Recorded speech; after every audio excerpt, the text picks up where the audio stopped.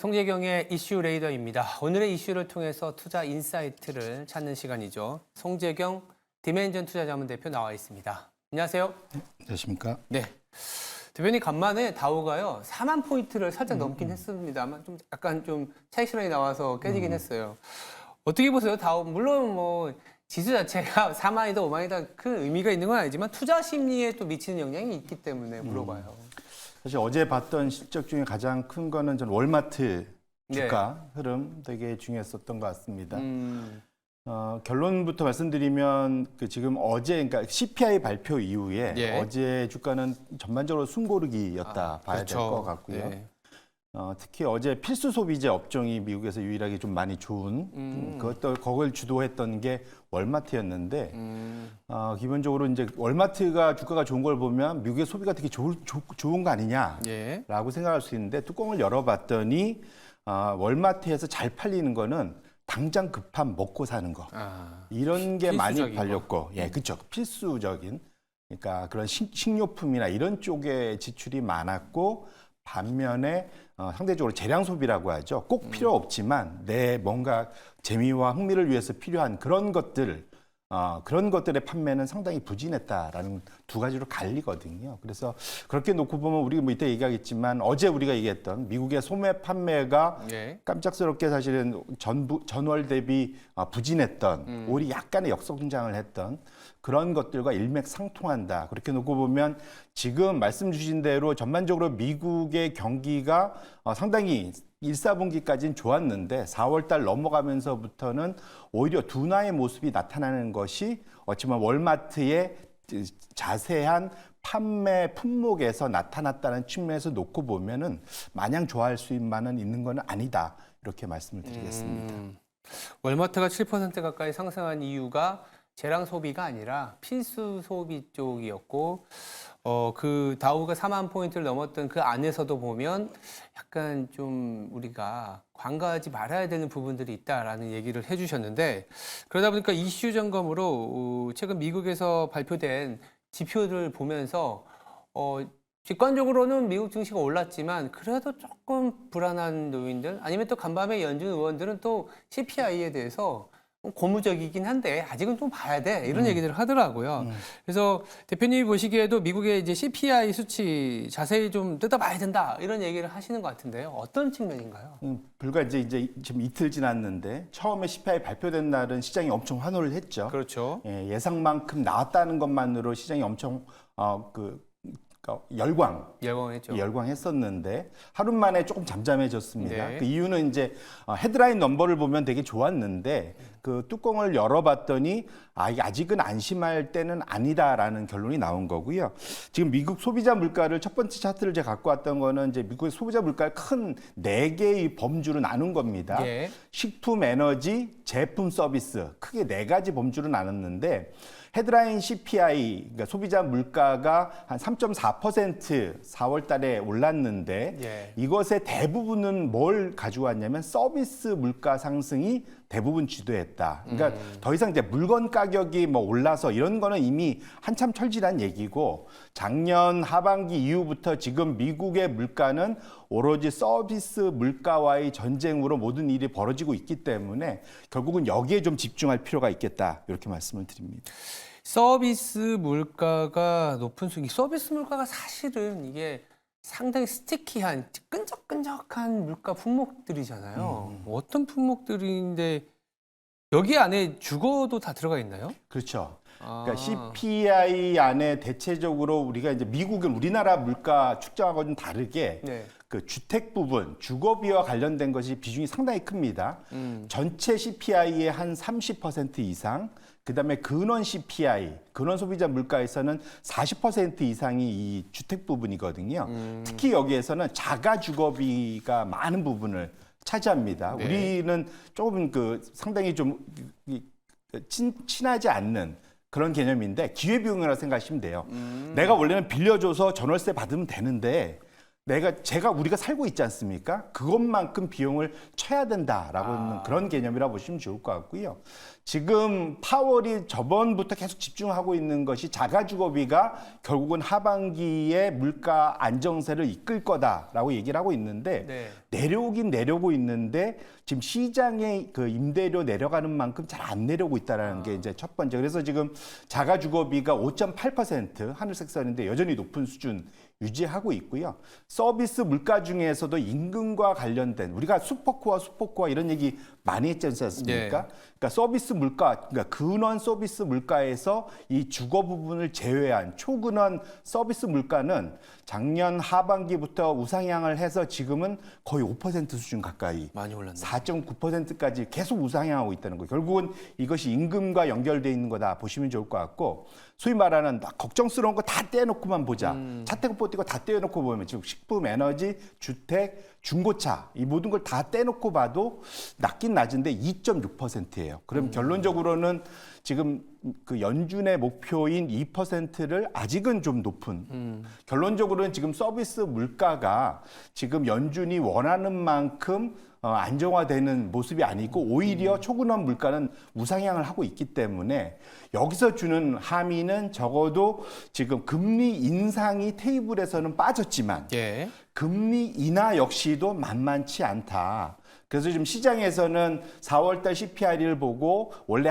연내 한 번 금리 인하를 두 번으로 다시 그렇죠. 좀 낙관적으로 보고 있지만 연준 입장에서는 아직은 이것을 자신하기는 어려운 측면에서 다시 시장의 눈높이와 연준의 눈높이가 조금 더 괴리를 보이고 있다는 측면에서는 우리가 좀 조심할 필요가 있겠다 이렇게 말씀을 드립니다. 심리라는 게 변동성이 심하긴 하지만 한 번 지표가 잘 나오면 뭐 우울해졌다. 좀 안 나오면 환호했다가 이게 확 많이 왔다 갔다 하는 그 상황에서 명확하게 4월 CPI에 대한 판단은 대표님 보시기에 금리 인상은 아니지만 그렇다고 또 이런 식의 금리 인하도 아직은 아닐 수 있다. 이 정도로 좀 정리를 해보겠습니다. 동시에 발표됐던 이제 소매 판매가 그러다 보니까 이 물가라는 게 한마디로 뭐 소비의 어떤 지출로 인해서 올라가는 것도 있지만 비용적인 측면 때문에 소비가 둔화되는 것도 있지 않습니까?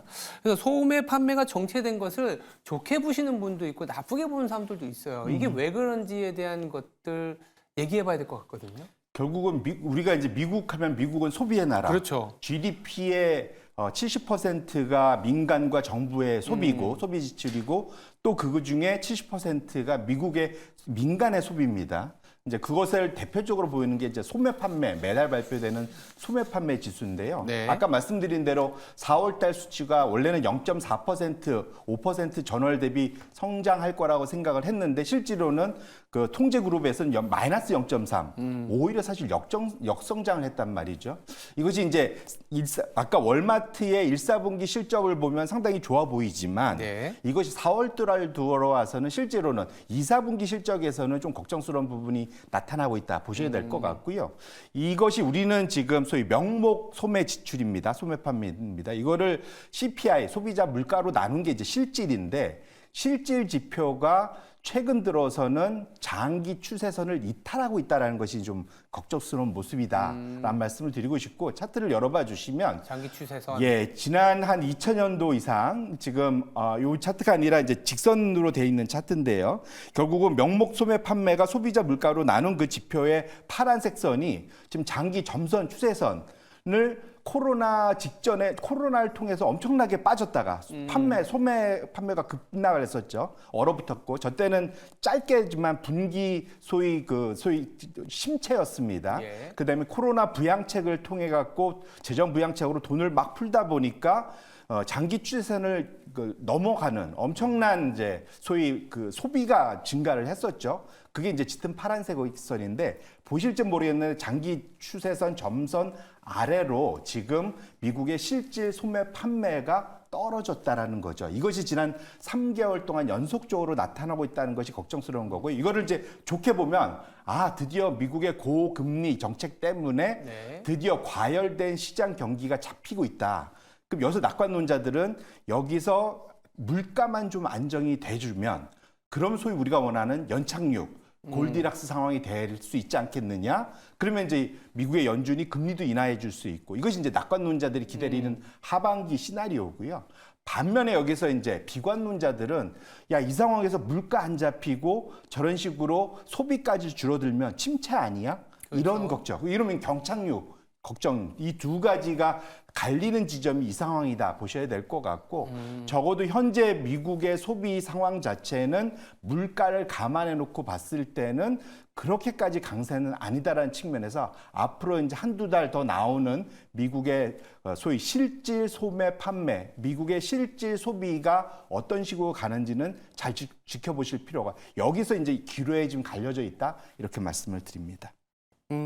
일단 물가가 안정을 찾는 부분들에 대해서도 조심스러워 하겠지만 소매 판매가 둔화되는 부분들이 사실은 미국의 경제가 조금 약화되는 것이기 때문에 마냥 좋게만 보지는 말고 이 추세가 더 깨지게 되면 사실은 이제 경착륙으로 가는 모습이기 때문에 지켜봐야 되는 모습이다라고 봤습니다. 예, 그렇다면 이슈를 좀 두 번째로 넘어가 보면 뭐 어떻게 보면 좀 이어지는 이슈인데 시장이 이 CPI에 환호를 했었던 거는 워낙 경제 지표에 따른 변동성이 심하다 보니까 안도감을 줬다 정도로 볼 수 있을 것 같거든요. 최근에 이렇게 이 매크로에 워낙 일희일비하는 장세가 유지가 되는데 이거 어떻게 해석을 해야 되나요? 결국은 이제 이게 경제 발표가 이게 병주고 약주고를 네. 막 수시로 반복을 하고 맞아요. 있습니다. 최근 들어서 이제 고용 지표 또 이제 한 두 주 후면 또 이제 발표가 또 쭉 나오죠. 또 예. 나오죠. 예, 고용 지표 발표될 때 또 물가 지표 발표될 때마다 시장이 거의 2% 가까이 출렁입니다. 오르기도 하고 빠지기도 하고. 그래서 결국은 경제 지표가 발표되는 것이 오히려 시장에 충격을 주거나 또 너무 기쁨을 주는 이런 것 때문에 우리 속담이 그런 게 있죠. 무소식이 희소식이다. 발표가 안 될 때가 오히려 낫지 않느냐 이제 이런 얘기도 지금 나오고 있는 그런 상황입니다. 네. 무소식이 희소식이다. 그러면 앞으로 무소식이 희소식이 될 만한 기간인가요? 아니면 우리는 계속 아까 말씀 주신 것처럼 물가라든지 소매 판매 이외에 나오는 지표들이 사실 미국은 매주마다 나오지 않습니까? 네. 우리가 어떻게 봐야 될까요? 한 달에 사실 발표되는 것들을 보면 크게 5가지 정도를 미국의 경제 지표가 중요하다. 5대 메이저 지표라고 그렇죠. 볼 수 있는데 첫 번째는 GDP, 그다음에 PMI, FOMC, 그다음에 비농업급여, 이제 그러니까 고용 쪽이죠. 고용지표죠. 그다음에 아까 봤던 소매 판매. 이 5가지가 이제 돌아가면서 계속 발표가 되는데요. 네. 이것이 발표되는 시점과 발표되지 않는 시점에 주간 수익률이 격차를 엄청 보이다라는 거죠. 그래서 왼쪽에 노란색 선이 아예 지난 10년간 발표가 안 됐던 주간 수익률, 이 0.6% 중간값인데, 근데 거기에 발표가 됐을 때의 수익률에 비해서 적어도 2배에서 3배는 더 높더라. 결국은 이래서 제가 아까 말씀드린 대로 무소식이 희소식인 그런 상황이 된다. 이렇게 말씀을 드립니다. 말씀 주셨던 5개 주요 매크로 지표가 GDP, PMI, FOMC, 비농업급여, 소매 판매. 그러니까 제가 곁들이면 PMI나 비농업급여, 그러니까 이제 고용 지표 같은 게 월 초반에 나오고 소매 판매가 한 월 중반에 나오니까 GDP나 FOMC 같은 경우에는 이제 약간 월 단위가 아니라서 월로만 놓고 보면 월 중반부터 월 말까지가 약간은 매크로 지표가 소강 상태인 지금과 같은 구간이네요. 확실히 그러면 무소식이 희소식이 될 수 있는데 이 부분을 우리는 어떻게 활용을 할 수 있을까요? 그래서 우리가 보통 포트폴리오를 교체할 때 예. 이게 변동성이 있으면 뜻밖의 이익을 얻을 수 있지만 안타깝게도 상당히 피해를 볼 수도 있습니다. 그래서 우리가 예상치 못한 것에 좋든 나쁘든 이걸 변동성이라고 얘기하는데 네. 그런 측면에서 놓고 보면 본인들의 포트폴리오를 교체하실 때는 네. 적어도 어느 시기에 해야 되느냐, 경제 지표가 발표되지 않는 주간에 포트폴리오 교체를 하는 것이 뜻밖의 그러한 낭패를 보지 않는 그런 쪽의 일단 매매 활용 방법이지 않을까 이렇게 말씀을 드립니다. 그러니까 지금과 같은 구간일 수도 있겠네요. 맞습니다. 그렇다면 너무 공격적으로 포트를 재편해서 일종의 변동성을 조금 노출하기보다는 지금과 같은 구간에서는 월마트가 보여준 것처럼 약간은 방어적인 스탠스도 조금 비중을 주고 가는 것도 나쁘지 않다 이런 생각도 듭니다. 네, 지금까지 송재경 디멘전 투자자문 대표였습니다. 감사합니다.